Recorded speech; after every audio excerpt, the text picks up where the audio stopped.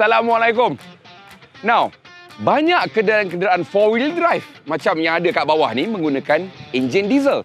Sama juga dengan kenderaan komersial. Mereka masih lagi memilih enjin diesel walaupun harga diesel dah naik. Enjin diesel sebenarnya lebih efisien ataupun lebih cekap penggunaan tenaga dia. Ada satu kajian yang mendapati bahawa enjin diesel mampu memberikan 35% lebih jauh jarak perjalanan berbanding dengan enjin petrol. Kenapa diesel itu lebih efisien pula? Kedua-dua enjin diesel dan enjin petrol ialah enjin pembakaran dalaman. Tetapi beza dia ialah untuk enjin diesel, udara yang telah dimasukkan akan dimampatkan dahulu sebelum dicampurkan dengan bahan api. Kadar mampatan yang tinggi di dalam enjin diesel itu akan menghasilkan haba. Dan haba itu yang akan menyebabkan berlakunya letupan ataupun ignition. Yang itu kita panggil compression ignition.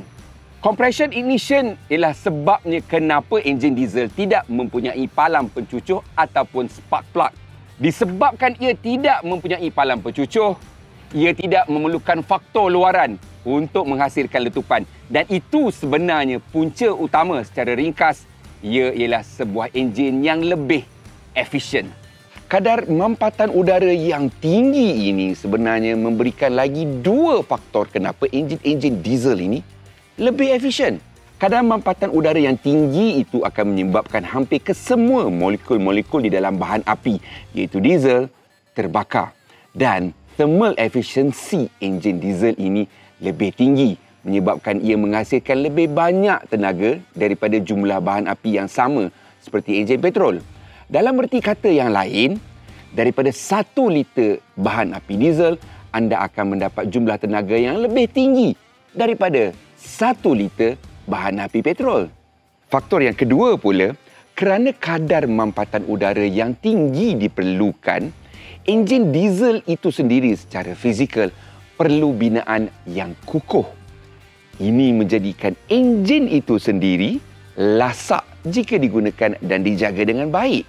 Kerana itu, syarikat-syarikat logistik memilih enjin diesel berbanding dengan enjin petrol.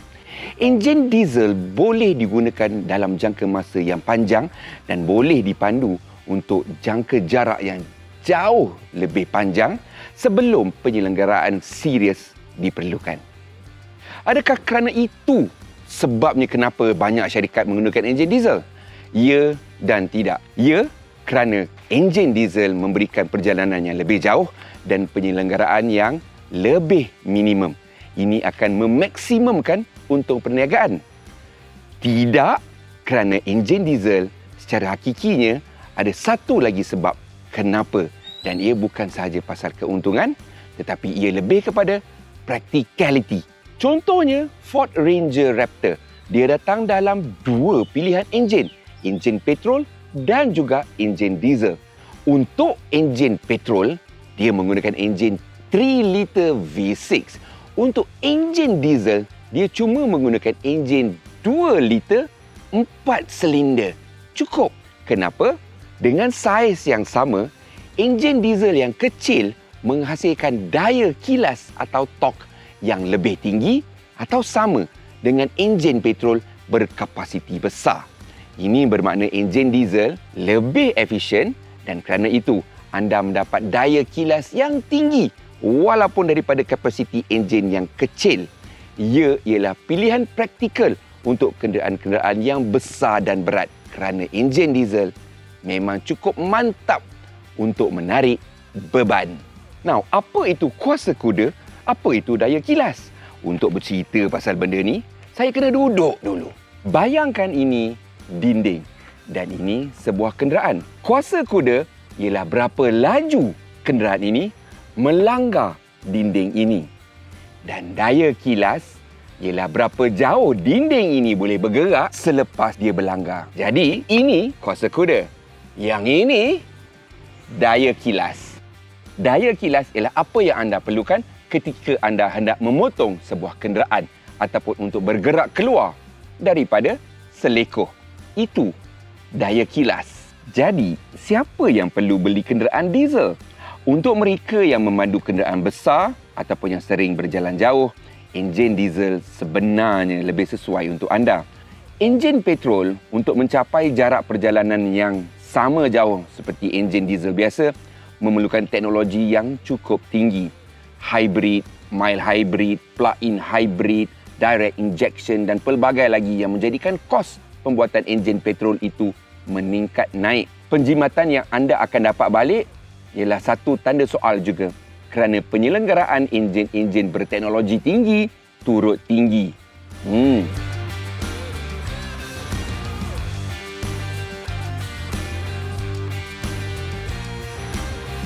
Di Malaysia, kita mempunyai dua jenis diesel, B7 dan B10. B7 bermaksud 7% kandungan biodiesel, B10, 10% biodiesel. Jadi, yang mana satu enjin diesel anda boleh gunakan? Yang B7 warna biru ataupun B10 biasa seperti yang ini. Untuk enjin-enjin diesel yang baru, dia memang sudah bersedia untuk menggunakan biodiesel. Kesemua enjin diesel sebenarnya memang boleh menggunakan B7. Tetapi enjin-enjin baru, mereka mampu menggunakan lebih dari itu. Contohnya seperti enjin yang ini, sudah tertulis di situ. Dia boleh menggunakan biodiesel sehingga 20% B20. Tetapi B10 ialah pilihan yang praktikal kerana diesel B10 berada di mana-mana di dalam negara kita ni. Contohnya saya berada di Jengka. B10.